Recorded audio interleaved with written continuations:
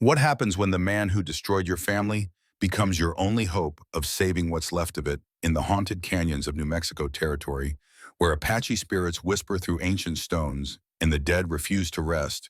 A warrior's daughter discovers that salvation and vengeance often wear the same face. Some debts can only be paid in blood, but others demand something far more precious: the courage to forgive the unforgivable. Her brother's killer has returned, but this time he's not hunting her people. He's hunting the monsters who prey upon them. And the sister she's been searching for may be more lost than she ever imagined. Don't forget to like this video and subscribe for more heart-wrenching stories of love loss and second chances in the untamed American West. I can see their souls. 1. When spiritual visions reveal the truth about missing sister, the darkness pressed against Ayanna Stormheart's skin like the breath of the dead, thick with the stench of decay and desperation. Water drips somewhere in the black void of the underground chamber, each drop marking time in a place where time had lost all meaning. Her wrists burned where the rough rope bit into flesh, but the physical pain was nothing compared to the spiritual agony that clawed at her chest. In the suffocating silence, she heard them again. The voices. Ayanna. At first, she thought it was her sister's voice, soft as morning mist over the sacred mountains. But Kaya had been gone for 2 years, 2 years of searching, of following cold trails through mining camps and cattle towns, of watching hope die in her grandfather's ancient eyes, while her people whispered that she was chasing ghosts. But these weren't ghosts. These were something else entirely. We are here. We are trapped. The voices multiplied, overlapping like echoes in a canyon. Women's voices, speaking in Apache and Spanish, in languages she didn't recognize. Some pleaded, some wept, some simply repeated their names over and over as if afraid they would be forgotten in this hellish place beneath Silver Creek. Ayanna's heart hammered against her ribs as understanding dawned. These weren't the comforting spirits of her ancestors. These were the souls of the murdered, the disappeared, the women who had vanished into Marcus Whitmore's operation and never emerged. Above her, boots thundered across wooden planks. Men's laughter echoed down through the floorboards, mixed with the clink of glasses and the shuffle of cards. The Pickaxe Saloon in full swing, while beneath it, women were transformed from human beings into merchandise. She had been so close to the truth. Following the trail of her sister's silver bracelet through 3 territories, trading information in whispers and shadows, until finally a Mexican woman named Maria Santos had whispered a name in terror: Marcus Whitmore, the mining boss who owned half of Silver Creek and all of its secrets. Ayanna had come alone as always. Her people had given up the search long ago. Even Thomas Creek, her childhood friend, who had once promised to follow her to the ends of the earth, had begged her to let the dead rest. But the dead weren't resting. They were screaming. The wooden door at the top of the crude stairs groaned open, spilling lamplight down into her prison. Heavy boots descended, and Ayanna squinted against the sudden brightness, trying to make out the figure that approached. "Well, well, the little Apache princess is awake." The voice belonged to Deputy Collins, a man whose badge sat as crooked on his chest as his morals. His face was flushed with whiskey and something darker, the look of a man who had grown comfortable with others' suffering. "Mr. Whitmore wants to have a word with you before we relocate you to more permanent accommodations." Collins stepped closer, his breath reeking of rotten tobacco. "Seems you've been asking too many questions about things that ain't your concern." Ayanna lifted her chin, calling upon the warrior blood that flowed through her veins. "My sister's life is my concern." Collins laughed, the sound like breaking glass in the confined space. "Your sister, honey, your sister's been gone so long, she's probably forgotten her own name by now. If she's even still breathing." The words hit like physical blows, but Ayanna had learned long ago to transform pain into strength. Around her, the voices of the dead grew louder, more insistent. They wanted justice. They wanted remembrance. They wanted someone to know their names. "Where is she?" "That's between you and Mr. Whitmore." Collins reached for her bonds, but paused as a new sound drifted down from above. Shouting followed by the crash of breaking furniture. "What the hell?" The sound of gunfire erupted overhead, quick and sharp. Collins drew his weapon, backing toward the stairs. "You stay put, Indian. Someone's about to learn the hard way that this town belongs to Marcus Whitmore." But as the deputy climbed the stairs, Ayanna felt something shift in the air around her, and The temperature dropped, and she could swear she saw her breath misting in the sudden cold. The voices of the trapped souls grew urgent, excited.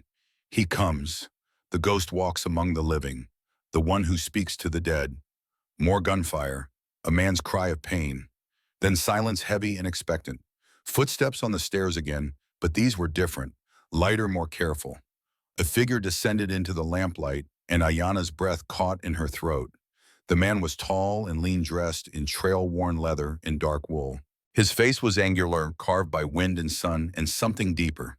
Years of carrying burdens that had bent his soul without breaking it. His eyes, pale blue like winter sky, swept the underground chamber with the careful attention of someone who had seen too much of human cruelty. But there was something else in those eyes, something that made Ayana's newly awakened spiritual senses recoil in recognition. This man walked with spirits. This man carried the dead with him wherever he went. Those eyes found hers and held them. In that moment, Ayana felt something she hadn't experienced in 2 years of searching. Hope. Easy, the stranger said, his voice low and rough with disuse. I'm here to help. He moved toward her with fluid grace, producing a knife from his boot. The blade was well cared for, its edge sharp enough to part her bonds with barely a whisper. As the ropes fell away, Ayana rubbed circulation back into her wrists, studying this unexpected savior. Who are you? She asked. Samuel Morrison. Most folks call me Ghost Walker. He offered her a hand up, and she noted the calluses on his palms, the steady strength in his grip. And you're Ayana Stormheart, daughter of War Chief Running Wolf. The fact that he knew her name, knew her father's name, sent a chill down her spine that had nothing to do with the supernatural cold that still filled the chamber. How do you know who I am? Ghostwalker's expression tightened almost imperceptibly. Let's just say I've been looking for you for a while. We need to move. This place is about to become very unhealthy. As if summoned by his words, shouts erupted from above. Heavy footsteps, the sound of men organizing for a hunt. Ghostwalker moved to the stairs, his hand resting easily on the grip of his Colt. There's another way out, Ayana said, pointing toward the back of the chamber where shadows pooled thick as blood. The voices of the dead were guiding her, showing her paths that the living had forgotten. The miners dug connecting tunnels. Some lead to old Apache caves. Ghostwalker looked at her with something that might have been respect, but there was something else there too. Recognition. As if he understood exactly how she knew about the tunnels. Lead the way. As they moved deeper into the underground maze, following passages that seemed to whisper with the voices of the dead, Ayana found herself stealing glances at her rescuer. There was something familiar about him, something that tugged at the edges of memory. But more than that, there was a sadness in him that she recognized. The particular weight carried by those who have lost something precious. And there was something else. Something that made her newly awakened spiritual senses sing with warning. This man was touched by death. Not just touched, marked. As if he had been walking with spirits for so long that he was halfway to becoming one himself. The tunnel narrowed, forcing them to move single file. Behind them, the sounds of pursuit grew fainter, but no less urgent. Ahead, Ayana could feel the pull of open air, the promise of escape. But as they climbed toward freedom, one thought burned in her mind like a brand. He had been looking for her. For how long, and why they emerged from the cave system into the pale light of dawn, the mining camp of Silver Creek spread below them like a cancer on the desert floor. Ghostwalker immediately moved to higher ground, scanning for signs of pursuit while Ayana caught her breath. The spirits had followed them out of the underground chamber. She could feel them clustering around her, drawn by her newfound ability to hear their voices. Some were old Apache women who had been murdered by miners decades ago. Others were recent, their deaths still raw and bleeding in the spiritual realm. But one voice stood out among the rest, familiar, beloved, sister. Ayana spun around, her heart leaping, but saw only Ghostwalker watching her with those pale blue eyes that seemed to see too much. You can hear them, he said. It wasn't a question. You can too. He nodded slowly. It's a burden and a gift. Depends on how you look at it. My horse is in the canyon, he said, turning away from whatever spiritual communion they had been sharing. We can be 20 miles from here by noon. I'm not leaving. Now he did turn, those winter eyes fixing on her with an intensity that made her pulse quicken. This isn't a game, Ayana. These men don't take prisoners. They take merchandise. You're lucky to be alive. My sister is down there somewhere. She gestured toward the sprawling complex of mine shafts and ramshackle buildings. I won't leave without her. Ghostwalker was quiet for a long moment, studying her face with the same careful attention he had given to the underground chamber. What makes you think she's still alive? The question hung between them like a blade. It was the same question her grandfather had asked, the same doubt that had driven her away from the reservation and into 2 years of futile searching. But here in this place where women's souls cried out for justice, doubt seemed like blasphemy. Because I can hear her, Ayana said simply. To her surprise, Ghostwalker didn't laugh or ask her to explain. Instead, his expression grew thoughtful, almost troubled. The Apache have always been closer to the spirit world than most folks are comfortable with. There was something in his tone, not mockery but familiarity, as if he had learned to see the world through different eyes, eyes that could perceive the thin places where the living and dead touched. You speak as if you know my people, Ayana said.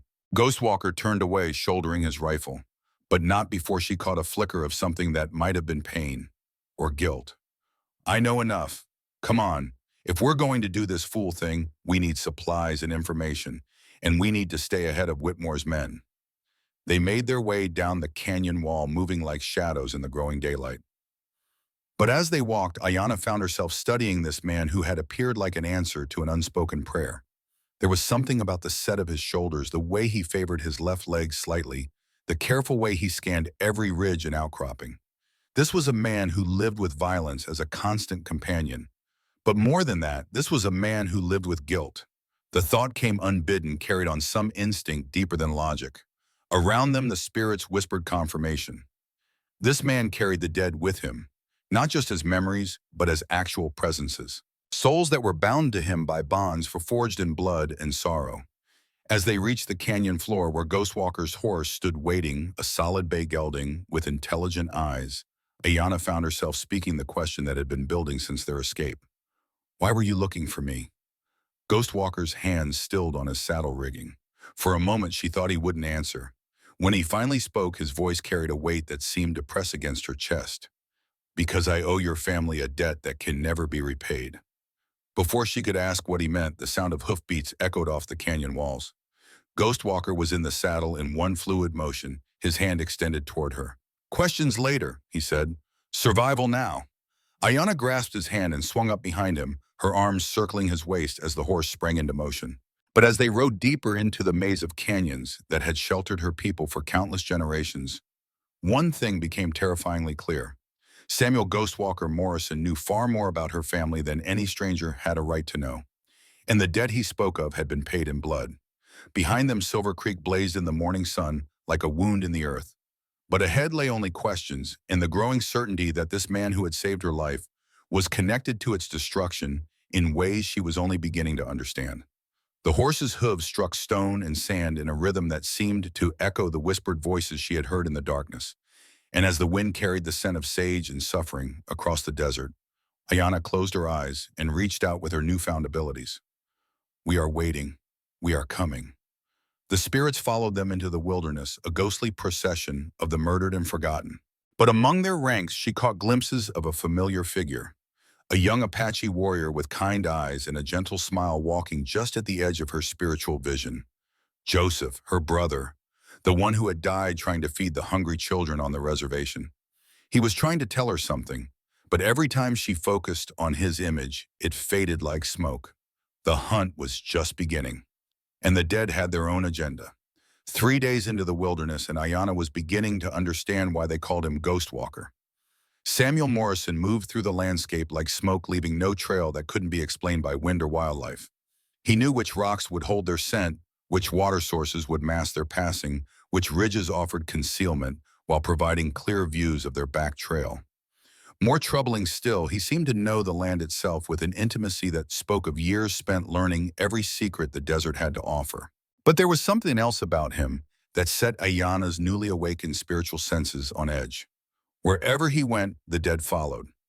Not just his own ghosts, but others drawn by some quality in him that she was only beginning to understand. They had made camp in a hidden canyon that Ayana remembered from childhood, a place where her grandfather had once brought her to teach her the old songs. The fact that Ghost Walker had led them here without guidance should have been impossible. No white man should know of this place. How, she asked, as he built a fire with wood that would produce no smoke. Ghost Walker didn't look up from his work. How what? How do you know this canyon? How do you know the deer paths that lead to clean water? How do you know to avoid the places where Apache sentries would have been posted 20 years ago? His hands stilled on the kindling. In the growing darkness, his face was half hidden by shadows, but she caught the flicker of something that might have been pain. I've spent a lot of time in Apache country, he said finally. Doing what? The question hung between them like a challenge. For 3 days they had ridden together in careful silence, stopping only when necessary, speaking only of immediate needs. But now, with the promise of pursuit fading behind them and the greater hunt ahead, the silence had become a wall that needed to come down. Ghost Walker fed small twigs to the growing flame, his movements precise and economical. Hunting men. The answer sent a chill through her that had nothing to do with the desert night. Around them the spirits grew agitated, their whispers rising like wind through dead leaves. What men? The kind that need hunting. His evasion frustrated her, but before she could press further, he stood and moved to where his saddlebags rested against a boulder. From within, he produces a collection of items that made Ayana's heart stop. A silver bracelet Apache made with turquoise stones arranged in the pattern of morning stars. A small pouch made from doeskin embroidered with symbols that told the story of the 4 sacred mountains. A braid of black hair tied with ribbon the color of sunset. Kaya's hair. Her sister's belongings laid it out like artifacts of the dead. The spirits around them grew suddenly quiet, as if even they recognized the significance of these objects.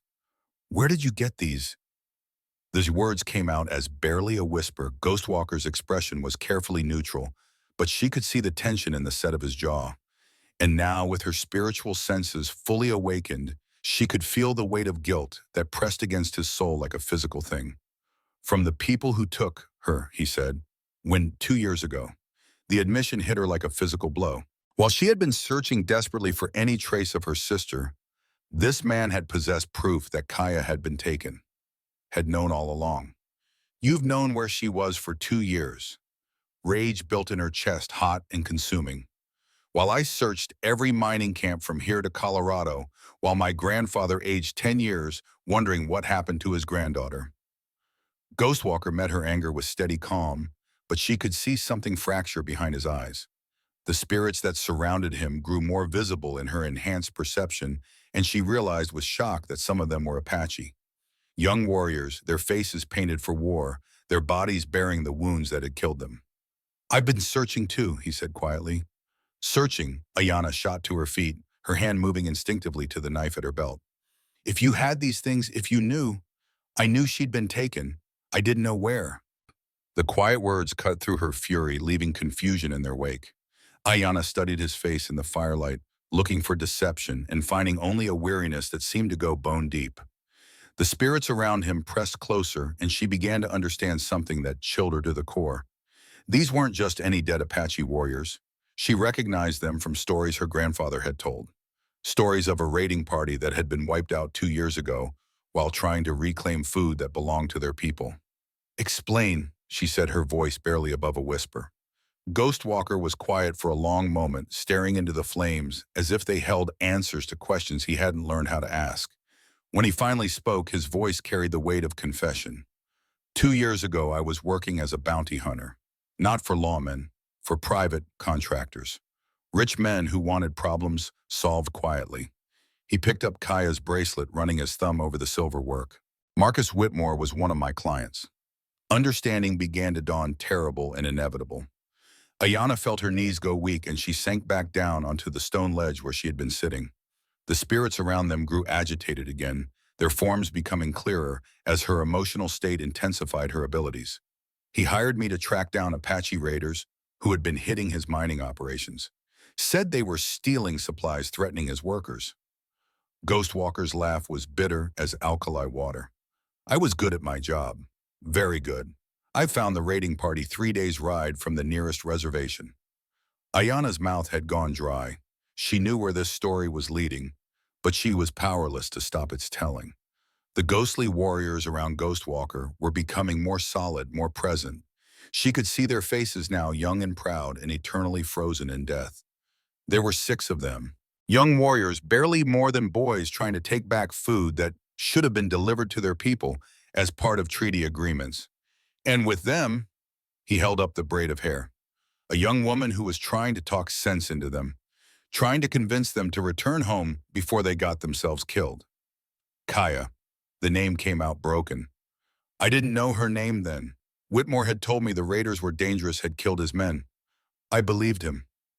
Ghostwalker's voice dropped to barely above a whisper. I should have known better. Should have asked questions. But I was angry and bitter, and Marcus Whitmore paid very well. The fire crackled between them, but Ayanna felt as cold as winter stone. What did you do? What I was hired to do. I tracked them to their camp and waited until dawn. Then I went in fast and quiet, meaning to take them alive if possible. His hands clenched into fists. But the boys panicked, started shooting. In the chaos. He couldn't finish the sentence, but he didn't need to. Ayanna could see it all too clearly through the eyes of the spirits that surrounded them. The dawn rayed the confusion of gunfire, young men dying far from home, while her sister watched in terror. And there, among the ghostly warriors, she saw a face that made her heart shatter into 1,000 pieces. Joseph, her brother, standing with the others, his chest bearing the fatal wound that had ended his life, his eyes fixed on Ghostwalker with an expression of infinite sadness. The warriors died, she said. It wasn't a question. All of them. And when the smoke cleared, Whitmore's men were there to collect the survivors.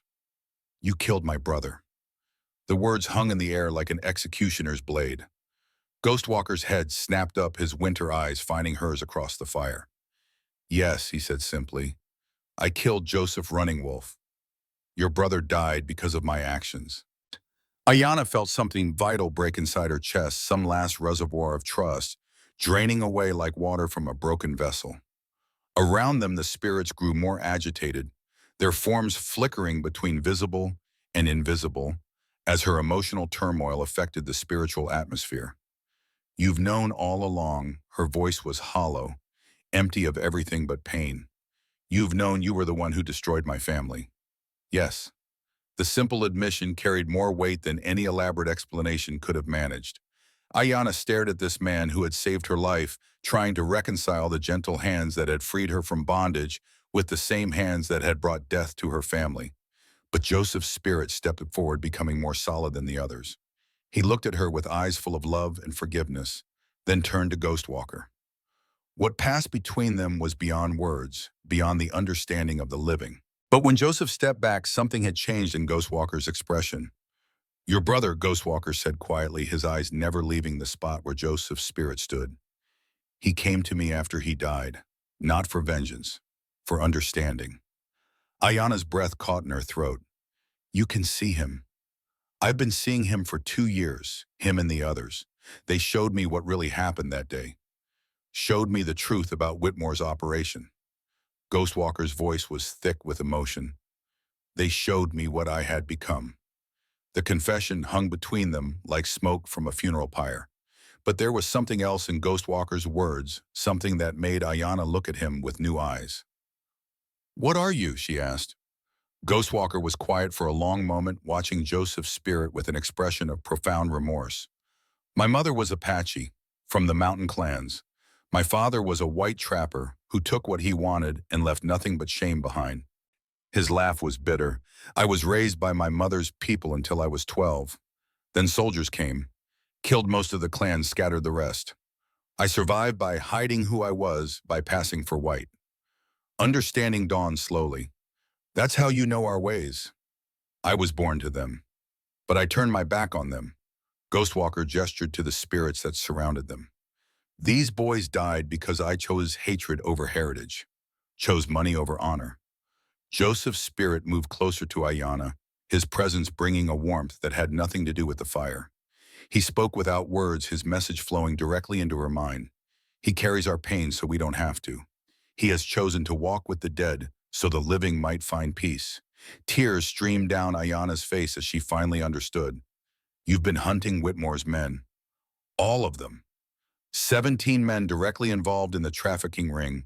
I've found 14 of them.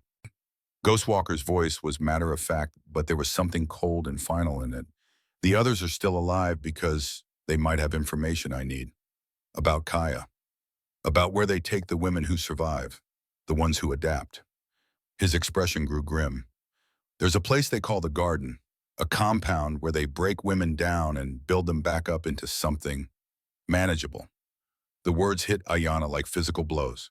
But Joseph's spirit was still there, his presence offering strength and comfort.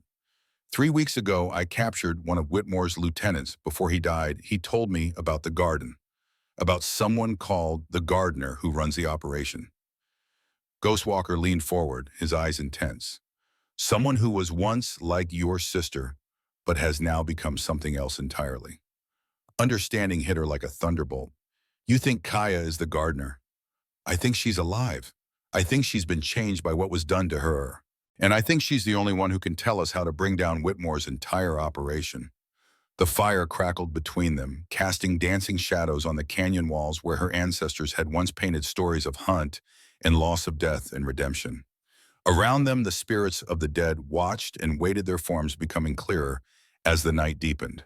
Joseph stepped forward again, his ghostly hand reaching toward Ghostwalker.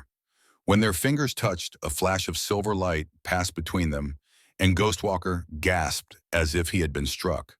When the light faded, something had changed in his eyes, a depth that hadn't been there before, an understanding. He forgives me, Ghostwalker whispered, wonder in his voice. After everything I've done, he forgives me. Ayanna looked at her brother's spirit, seeing the peace in his face, the love in his eyes. Joseph never learned to hate, she said softly.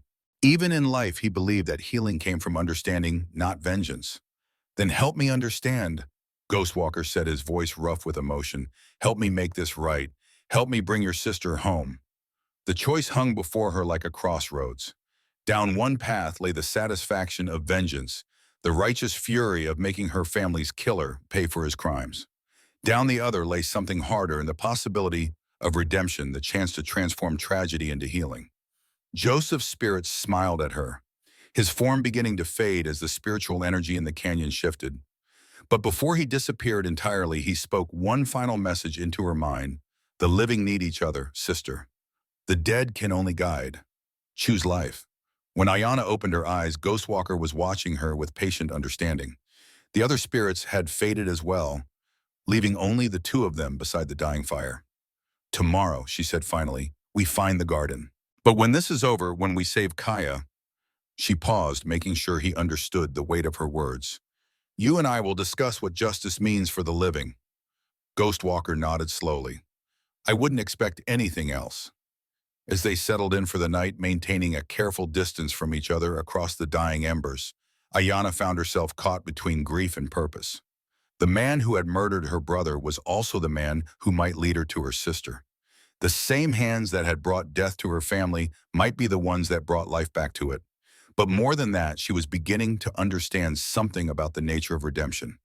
It wasn't about erasing the past or pretending that terrible things hadn't happened. It was about choosing to build something better from the ruins of what had been destroyed. In the distance, a coyote howled long and mournful, like the voice of the desert itself mourning for all the souls lost to human cruelty. And as sleep finally claimed her, Ayanna dreamed of silver bracelets and morning stars, of her sister's voice calling from somewhere beyond the reach of ordinary sorrow. We are waiting. We are coming. But now the voices carried a different message. Not just despair, but hope. Not just loss, but the possibility of return. The dead were guiding them toward the living. And somewhere in a hidden valley where suffering had been transformed into a twisted form of survival, her sister waited for salvation or judgment. Tomorrow they would discover which one she deserved. The vision came at dawn, sharp and clear as broken glass. Ayanna woke to find herself standing at the edge of the canyon, her bare feet balanced on stone worn smooth by countless years of wind and rain. Below her, the desert stretched toward Silver Creek like a sea of gold and shadow, but superimposed over the familiar landscape was something else entirely. She saw women walking in single file across an endless plain, their faces turned toward a distant mountain that glowed with unnatural light. Among them, she recognized faces from her childhood. Maria Santos, the Mexican woman who had whispered Whitmore's name, Sarah Crowfeather, who had disappeared from the reservation 6 months ago, others whose names she had never learned, but whose suffering she could feel like wounds in her own flesh. And at the head of the line, moving with the careful grace of someone who had learned to survive by becoming something other than what she once was, walked a young woman with hair the color of midnight and eyes like her own. But this wasn't the sister she remembered. This woman wore fine clothes that spoke of privilege and position. Her movements were controlled, calculated. And in her hands she carried keys that glowed with the same unnatural light as the distant mountain. Kea, Ayana whispered, and the vision shattered like glass thrown against stone. She found herself back in the present moment, standing on the canyon rim with Samuel Ghostwalker, Morrison watching her with an expression of careful attention. How long had she been standing there? How long had he been watching her commune with spirits he couldn't fully see? Another vision, he said. It wasn't a question. Ayana nodded, not trusting her voice. The clarity of what she had seen was fading now, but the emotion remained, a mixture of hope and dread that burned in her chest like swallowed fire. She's alive, she said finally, and she's different, changed. Ghostwalker's expression darkened. Changed how? She's not a prisoner anymore. She's... Ayana struggled to find words for what she had seen. She's become part of the system that imprisoned her. The keys she carried, the way the other women followed her. She's the gardener. The words hung between them like a curse. Ghostwalker was quiet for a long moment, absorbing the implications of what she had revealed. Stockholm Syndrome, he said finally. She's survived by becoming what they needed her to become. It's not uncommon in situations like this. The mind adapts to survive. But she can still be saved. Ghostwalker met her eyes and she saw an uncertainty there. I don't know. It depends on how deep the conditioning goes. How much of your sister is still inside the person she's become. They broke camp in silence, but as they prepared to descend toward the hidden valley that Ghostwalker's ghostly informants had revealed, Ayana found herself wrestling with questions that had no easy answers. If they found Kaya, if she was indeed the gardener, what then? How do you save someone who no longer wants to be saved? The ride down into the valley took most of the morning. They moved carefully, following game trails and staying in the shadows of the canyon walls. The garden, according to the spirits that guided them, was hidden in a box canyon that could only be approached from one direction, a natural fortress that had been turned into a prison. As they drew closer, Ayana began to feel something that made her newly awakened spiritual senses recoil. The air itself felt thick with despair, as if the suffering that had occurred in this place had become a physical presence. But there was something else there too, a twisted kind of peace. The calm that comes when resistance has been replaced by acceptance, when hope has been transformed into a different kind of survival. They left Ghostwalker's horse in a hidden grove and approached the garden on foot. What they found was both more and less than Ayana had expected. The compound was beautiful. Terrace gardens filled with flowering plants cascaded down the canyon walls. Adobe buildings with red tile roofs clustered around a central courtyard where a fountain played. It looked like a Spanish mission, peaceful and serene. But the women who moved through the gardens did so with the careful steps of those who had learned that sudden movements brought punishment. They wore fine clothes, their hair was elaborately arranged, but their eyes held the glassy emptiness of the broken. And presiding over it all, moving through the gardens like a queen surveying her domain, was Kaya. Ayana's heart broke at the sight of her sister. Kaya was more beautiful than she had ever been, dressed in silk and jewelry that spoke of privilege and position. But the spark that had once made her laugh at inappropriate moments, that had driven her to follow young warriors on dangerous missions, was gone. In its place was something cold and controlled. There, Ghostwalker whispered, pointing to where Kaya stood beside the fountain. Your sister. But as they watched a group of men approach Kaya with obvious deference, she listened to their report with the attention of someone accustomed to command, then issued instructions with quiet authority. She's not just surviving, Ayana realized with growing horror. She's thriving. She's become part of the machine that destroyed her. Stockholm Syndrome can be complete, Ghostwalker said quietly. When survival depends on pleasing your captors, the mind sometimes it adapts by making their goals your own. She may genuinely believe that what she's doing is necessary, even beneficial. The implications of his words hit Ayana like a physical blow. Her sister hadn't just been broken. She had been rebuilt into something that served her captor's purposes. And worst of all, she might now be doing so willingly. They watched for another hour, studying the compound's defenses and the patterns of movement within the garden. What they saw was more disturbing than any prison Ayanna could have imagined. This wasn't a place where women were held against their will. This was a place where they were taught to imprison themselves. "We need to get closer," Ghostwalker said finally. "Need to understand what we're dealing with before we make our move." But as they began to work their way down toward the compound, a voice spoke from behind them. "I was wondering when you would arrive." They spun around to find Kaya standing on the ridge above them, flanked by two men with rifles. Up close, the changes in her were even more apparent. She carried herself with the poise of someone accustomed to power, but there was something brittle in her eyes, something that suggested the calm she projected was held in place by sheer force of will. "Hello, sister," Kaya said, her voice carrying no warmth. "And hello, Samuel Morrison. I've been expecting you both." Ayanna felt the world tilt around her. "Kaya, I've been searching for you. We've come to take you home." Kaya's laugh was soft and bitter. "Home, you mean the reservation where children starve? Because the government's promises are lies, where our people scrape for survival on land that can't support them." She gestured toward the gardens spread out below them. "This is home now. This is where I belong. This is where you're held prisoner," Ghostwalker said quietly. "Whatever they've done to make you think otherwise, prisoner," Kaya's eyes flashed with genuine anger. "I am the gardener. I run this place. I decide which women are ready to move on to better lives and which need more cultivation. I have power here. Purpose, bro." The words hit Ayanna like a series of blows. This wasn't just Stockholm Syndrome. This was something deeper. Something that had transformed her sister into a willing participant in her own enslavement. "The women here," Ayanna said desperately, "they're not living better lives. They're being trafficked, sold, and they're being prepared for lives they could never have imagined," Kaya replied calmly. "Rich men who will treat them like queens in exchange for their companionship. It's a fair trade." "It's slavery," Ghostwalker said flatly. "It's survival," Kaya shot back. "It's taking women who would otherwise die in poverty or violence and giving them the chance to live in comfort, to matter to someone." Ayanna felt tears streaming down her face. "What did they do to you?" For a moment, something flickered in Kaya's eyes, something that might have been the sister she remembered. But it passed quickly, replaced by the cold competence that seemed to define her now. "They showed me the truth," Kaya said. "They showed me that fighting only brings suffering, that resistance only leads to death, that the strong survive by adapting, not by clinging to dreams of a world that doesn't exist." "Joseph believed in fighting for what was right," Ayanna said desperately, "even when it meant dying for it. And where did that belief get him?" Kaya's voice was sharp with pain. "Dead in a gully, forgotten by everyone, except the sister who wasted 2 years chasing ghosts." The cruelty of the words was breathtaking.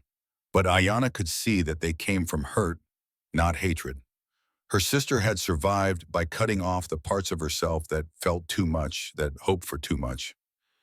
"He's not forgotten," Ayanna said quietly. "He's here with us. All the spirits of our people who died fighting for justice are here with us." For the first time, uncertainty flickered in Kaya's eyes. "You're hallucinating. The stress of your search has—" "I can see them," Ghostwalker interrupted. "Joseph Running Wolf, he's standing right behind you, Kaya. He's been following us since we left Silver Creek." Kaya spun around, her composure finally cracking. "That's impossible. The dead don't—" But as she turned, her eyes widened. For just a moment, Ayanna saw recognition there. Fear, and something that might have been hope. "He says he loves you," Ayanna whispered. "He says he understands why you did what you had to do to survive. But he also says it's time to remember who you really are." Kaya staggered backward, her carefully maintained control beginning to fracture. "No, no, I can't. If I remember, if I let myself feel—" Her voice broke. "If I let myself remember what was done to me, what I've done to others, I'll break apart. I'll die. Then we'll put you back together," Ayanna said, stepping forward, despite the rifles trained on her. "We'll help you heal. We'll carry the pain together." "You don't understand," Kaya whispered, tears streaming down her face. I've done terrible things. I've convinced women that slavery was freedom. I've helped break them the way I was broken. I've become everything I once fought against. Then help us fix it, Ghostwalker said quietly. Help us tear this place down and free the women who are still trapped here. Kaya looked around at the garden, at the beautiful prison she had helped to maintain, at the women who moved through it like ghosts of their former selves. There are 17 women here, and more in compounds like this across 3 territories. If we destroy this place, if we expose the operation, they'll kill all the witnesses, Ayanna realized. Whitmore will eliminate everyone who could testify against him, including us, Ghostwalker added grimly. Kaya nodded, her composure returning as she focused on practical problems. But there might be a way. Whitmore is coming here tomorrow for his monthly inspection.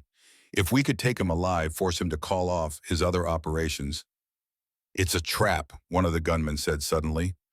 Mr. Whitmore specifically warned us about this, about how they might try to use sentiment to turn you against us. Kaya looked at the man with eyes that had gone cold again. Are you questioning my judgment? No, ma'am. But orders are orders. We're supposed to kill them both and bring you back to headquarters. What happened next was faster than thought. Kaya drew a concealed pistol and shot both gunmen before they could react. As they fell, she turned back to Ayanna and Ghostwalker with tears streaming down her face. I remember, she said simply. I remember who I used to be, and I know what I have to do. The plan they hatched was desperate and dangerous. Kaya would continue to play her role as the gardener, luring Whitmore into a false sense of security when he arrived for his inspection. Meanwhile, Ayanna and Ghostwalker would position themselves to strike when the moment was right. But as they worked through the details, Ayanna found herself watching her sister with growing unease. The woman who sat before them was both the Kaya she remembered and someone entirely different. 2 years of survival had changed her in ways that couldn't be undone. Can you really go back to pretending? Ayanna asked during a quiet moment. After remembering who you are? Kaya's smile was short and tired.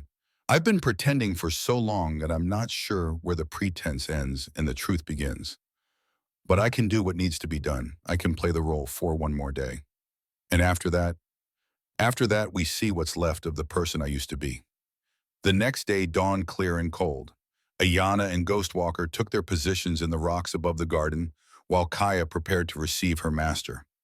Watching her sister move through the compound, greeting the other women with the cold efficiency they expected, was heartbreaking. But there were moments when Ayanna caught glimpses of the real Kaya beneath the surface. A gentleness in how she touched a frightened girl's shoulder. A flash of anger when one of the guards spoke harshly to an older woman. When Marcus Whitmore arrived with Arlene entourage, Ayanna felt her breath catch in her throat. The man was nothing like she had expected. Instead of the crude mining boss she had imagined, Whitmore was elegant and refined.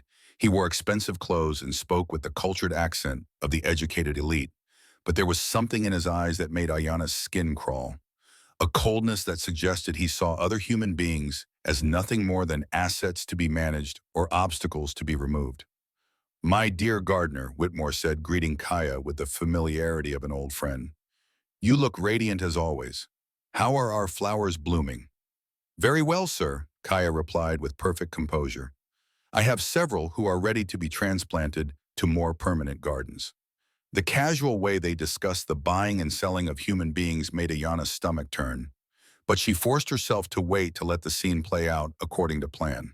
Whitmore toured the compound with obvious satisfaction, commenting on the improvements Kaya had made, discussing the market value of various women like a rancher evaluating livestock. Through it all, Kaya played her role perfectly, but Ayanna could see the cost. Each word, each smile, each nod of agreement cut into her sister like a knife. The person Kaya had been was fighting to break free, and the effort was destroying her. Finally, Whitmore called for privacy to discuss business matters. As they moved toward the courtyard where Ghostwalker waited, Ayanna began her own descent into the compound. The confrontation when it came was swift and violent. Ghostwalker emerged from concealment as Whitmore and Kaya reached the fountain. But instead of surrendering, Whitmore drew a hidden derringer and pressed it to Kaya's temple. I suspected something like this might happen, he said calmly. Did you really think I wouldn't notice the change in our dear gardener? The way she's been questioning orders? the guilt that's been eating away at her carefully constructed composure. "Let her go," Ghostwalker said, his own weapon trained on Whitmore. "This is between you and me." "Oh, but it's so much more than that," Whitmore replied with a cold smile. "This is about the natural order of things, about the strong preying on the weak as they have since the dawn of time. Your little Apache princess here understood that once. It's a pity she's forgotten the lesson." That was when Ayanna made her move. She dropped from the canyon wall like a hunting hawk, landing behind Whitmore, with her knife already drawn. But the mining boss was faster than his elegant appearance suggested. He spun and fired in the same motion the Derringer's bullet, taking Ayanna in the shoulder and spinning her around. In the chaos that followed, Kaya broke free, and Ghostwalker's shot took Whitmore in the chest. But the mining boss wasn't finished.